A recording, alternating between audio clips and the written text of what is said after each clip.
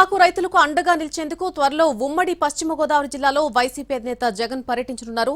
ధరల సంక్షోభంతో తల్లడిల్లుతున్నటువంటి పొగాకు రైతులకు మద్దతుగా పార్టీ తరపున ఆందోళనలు చేపడతామని చెప్పారు. సంబంధించి వివిధ ప్రాంతాల నుంచి వచ్చిన రైతన్నలందరూ కూడా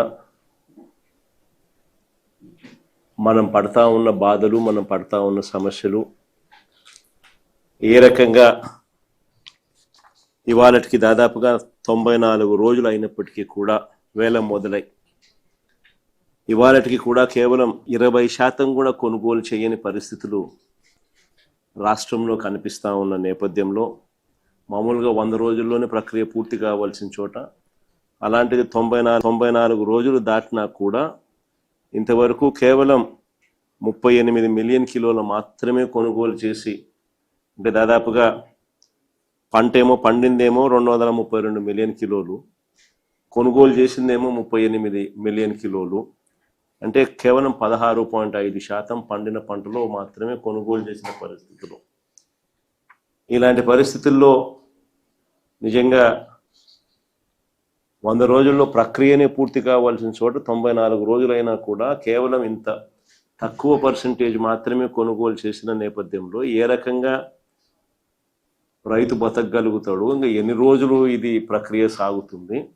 దాని అర్థం ఏమిటి అని అంటే గన మళ్ళా కర్ణాటకలో మళ్ళా సుబాడన చెప్పినట్టు సెప్టెంబర్లో మళ్ళీ అక్కడ స్టార్ట్ అయినప్పుడు మళ్ళా సగం మంది ట్రేడర్లు న్యాచురల్గా అటువైపునకి మళ్ళీపోయే పరిస్థితి న్యాచురల్గా వస్తుంది. కాబట్టి అంతంత ఫుల్ స్టాప్ పెట్టే కార్యక్రమమే జరుగుతుంది. సో మన దగ్గర ఇంకా పంట కొనుగోలు చేసే కార్యక్రమం కూడా జరగని పరిస్థితి ఉంటుందన్న భయాందోళన మధ్య ఈరోజు మన గోడు వెలిపించుకుంటా ఉన్నాం.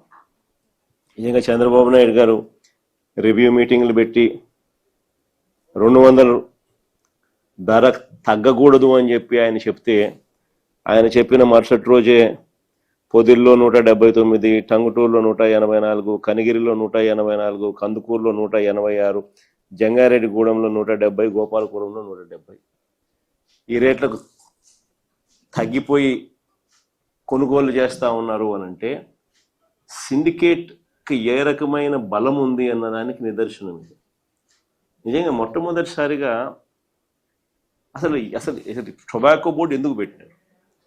టొబాకో బోర్డులో రైతులకు మంచి జరగాలి అనే ఉద్దేశంతో వ్యాపారులను ఒక ప్లాట్ఫామ్ ఎందుకు తీసుకొచ్చి ఆ ప్లాట్ఫామ్లో వివిధ రకాల వ్యాపారాలు పార్టిసిపేట్ చేస్తే ఆ వ్యాపారులు పార్టిసిపేట్ చేసిన నేపథ్యంలో కాంపిటీషన్ క్రియేట్ అవుతుందని, తద్వారా రైతులకు మేలు జరుగుతుందనే ఉద్దేశంతో టొబాకో బోర్డు అనేది క్రియేషన్ అనేది జరిగింది. కానీ చంద్రబాబు నాయుడు గారి ప్రభుత్వ పుణ్యాన ఏ రకంగా పరిస్థితి మారిపోయిందని అంటే, చంద్రబాబు నాయుడు గారు అధికారంలోకి వస్తూనే ఈ సిండికేట్కి అందరికీ కూడా కొమ్ములు వస్తాయి.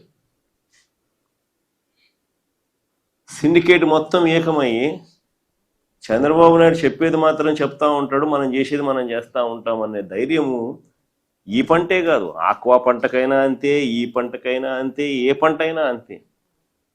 దళారీల వ్యవస్థని నడుస్తూ ఉంది. వెంటనే ధరలు పతనమైపోయి చివరికి ఈ రకమైన దారుణమైన రేట్లకు పడిపోయిన పరిస్థితులు కనిపిస్తూ ఉంది.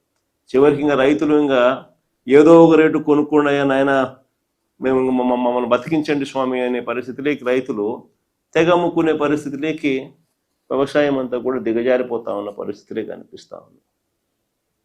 ఇటువంటి పరిస్థితి రాకూడదు అనే ఉద్దేశంతోనే, ఇటువంటి పరిస్థితి ఉంది అనే ఉద్దేశంతోనే గతంలో మనం వచ్చినప్పుడు మార్క్ఫెడ్ను కూడా కాంపిటీషన్ మొట్టమొదటిసారిగా రాష్ట్రంలో ఎప్పుడు జరగని విధంగా మార్క్ఫెడ్ను ప్లాట్ఫామ్ మీదకి దింపినాం.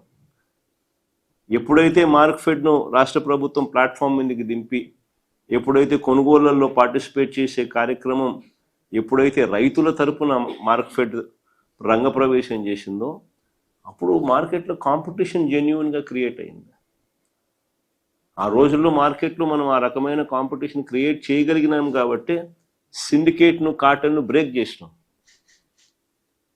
సిండికేట్ కార్టెల్ ఎప్పుడైతే బ్రేక్ అయిందో, గవర్నమెంట్ ఎప్పుడైతే సీరియస్గా తీసుకోవడం మొదలుపెట్టిందో, అప్పుడు భయం మొదలయ్యి రేట్లు పెరిగినాయి. అసలు ఈ రోజు చంద్రబాబు నాయుడు చెప్పిన తర్వాత కూడా రేట్లు ఇంత దారుణంగా పడిపోయిన తర్వాత కూడా పరిస్థితి ఏమిటి అని అంటే 94 రోజులు అయిపోయినా కూడా కొనుగోలు చేసింది కేవలం పండిన పంటలో 16.5% మాత్రమే పంట కొనుగోలు చేసిన పరిస్థితులు ఒకవైపున ఉంటే మరోవైపున పరిస్థితులు నో బిడ్లు లో బిడ్స్ భారీగా బేలు రిజెక్ట్ చేయడము ఇవన్నీ కూడా కనిపిస్తా ఉన్నా కూడా ఇంతవరకు చంద్రబాబు నాయుడు గారి ప్రభుత్వము ఈ కంపెనీలు ఏదైతే ప్లాట్ఫామ్ మీదకి వచ్చి ఆక్షన్లో పార్టిసిపేట్ చేస్తూ ఉన్నారో వీళ్ళు మాట వినకపోయినా కూడా వీళ్ళ మీద ఎన్ని కేసులు పెట్టినారు? ఇంతవరకు కేసులు పెట్టింది లేదు. ఎన్ని లైసెన్సులు సస్పెండ్ చేసినారు? ఇంతవరకు లైసెన్సులు సస్పెండ్ చేసింది లేదు. ఎంతమందిని బ్లాక్ లిస్ట్ చేసినారు? ఇంతవరకు బ్లాక్ లిస్టులు చేసింది లేదు. ఏ రకమైన భయము పెట్టుకోకుండా మార్కెట్ను రంగప్రవేశం చేయనీయకుండా మొత్తం అడ్డుకుంటే చంద్రబాబు నాయుడు గారు ఇక రైతులకు ఏ రకంగా లాభం జరుగుతుంది? రైతులకు లాభం జరగాలి అని అంటే రెండు జరగాలి. ఒకటి మార్కెట్ రంగప్రవేశం చేసి గవర్నమెంట్ రైతుల తరపున నిలబడడానికి సీరియస్గా ఉంది అన్న మెసేజ్ పోవాలా.